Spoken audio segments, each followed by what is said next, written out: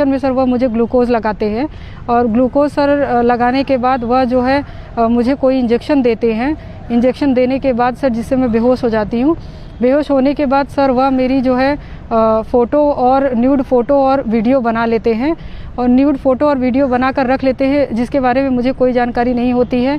और जब मैं होश में आती हूँ तो मैं अपने घर वापस चली आती हूँ।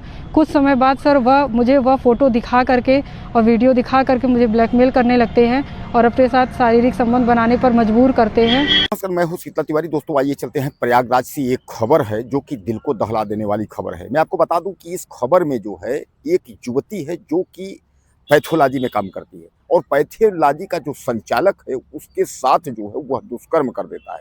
हालांकि वह युवती जो है काफ़ी परेशान हो जाती है। उसके बाद वह थाने जाती है। थाना जो है प्रयागराज का झूसी थाना है। जब झूसी थाने वह पहुँचती है, वहाँ जो है थानेदार यानी जो है एसआई जो है वह नरेश यादव है। नरेश यादव जो है उसको गुमराह करता है, उसको बुलाता है।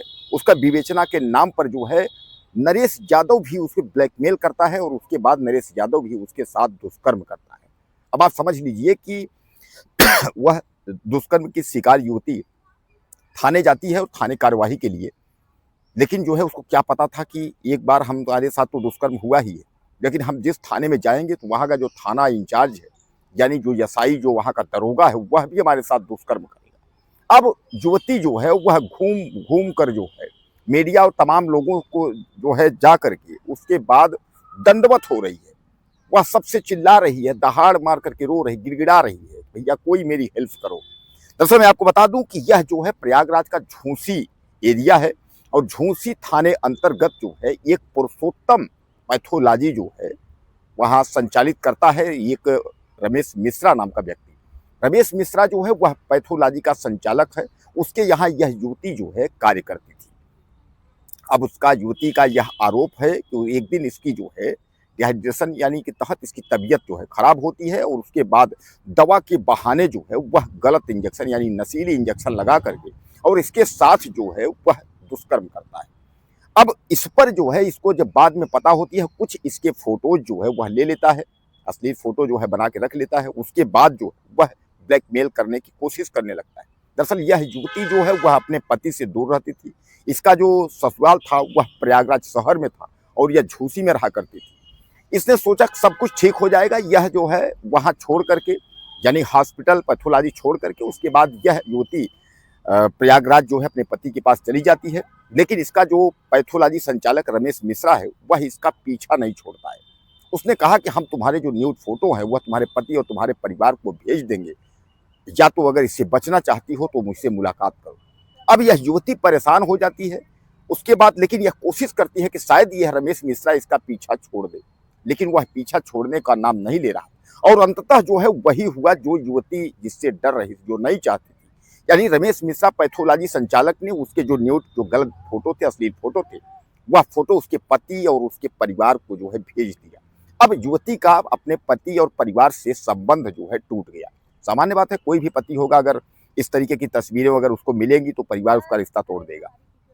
अब जब इसको जो है यह लगा युवती को मेरा परिवार बिखर गया, तो उसने सोचा कि हम इसको सबक सिखाएंगे और सबक सिखाने के चक्कर में जो है यह पहुंची झूसी थाने।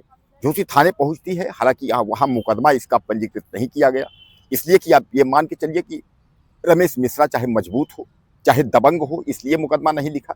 वहाँ का जो एसएचओ जो प्रभारी है वह आनाकानी करने लगा। तब तक जो है वहाँ से एक नरेश यादव नाम का जो है एसआई था, उससे इसका संपर्क होता है। उसने कहा हम आपका सब करवा देंगे, आप कमिश्नरेट में कप्तान के यहाँ फला फला जो है आप जगह जो है आप तहरीर दीजिए, एप्लीकेशन दीजिए। जैसा जैसा वह कहता गया युवती करती गई। उसके बाद जो है उसने यह बताया कि रमेश मिश्रा और रमेश मिश्रा की पत्नी यानी जो पैथोलॉजी संचालक हैं वह और उसकी पत्नी तुम्हारे ऊपर जो है तमाम आरोप लगाए हैं और तुम्हारी बहन को, भाइयों को, तुमको सबको जो है जेल में डालने की प्लान है। युवती डर जाती है। उसके बाद जो है वह अपने कहे हुए अड्डे पर बुलाता है जहाँ एक सामान्य घर नुमा था लेकिन वह एक होटल था।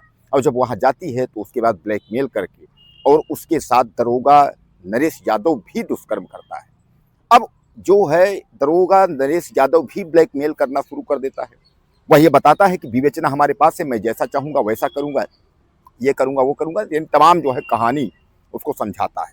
अब युवती का आरोप ये है कि रमेश मिश्रा के दुष्कर्म से मैं किसी तरह जो है आई थाने पर, यानी बच करके कि थाने पर हमारी मदद की जाएगी। तो यहाँ तो भैया मदद के बहाने ही गलत हो रहा है। मीडिया में जो है हालांकि खबरें चल रही हैं, सोशल मीडिया, टेलीविजन चैनल या तमाम जो है लोग खबरों को चला रहे हैं।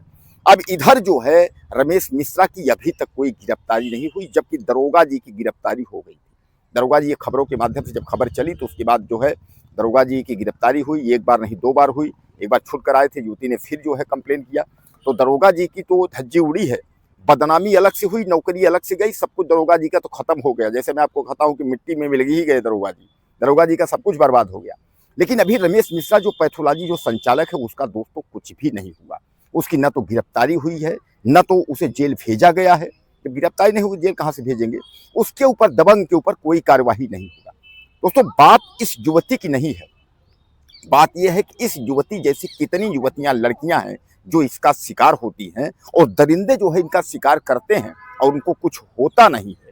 इसीलिए जो है वह दरिंदे जो है मनबड़ हो जाते हैं और उसके बाद तमाम जो है ऐसी लड़कियों को, सामान्य जो साधारण लड़कियां हैं जो कहीं कोई मजबूरी में नौकरी कर रही हैं, उनका फ़ायदा उठाने के लिए जो है यह गिद्ध जो है घूमते रहते हैं। और इन गिद्धों की नज़र जो है लगी रहती है कि कौन सी लड़की कहाँ कैसे है, और उनको फंसा करके उनके बाद जो उनके साथ दुष्कर्म करना और उनकी ज़िंदगी को बर्बाद करना, ऐसे जो है गिद्धों के काम है। बहरहाल कुछ कहना चाहते हो तो आप मुझे ज़्यादा से ज़्यादा मैसेज करें, चैनल को सब्सक्राइब करें। अगली वीडियो में फिर मिलते हैं।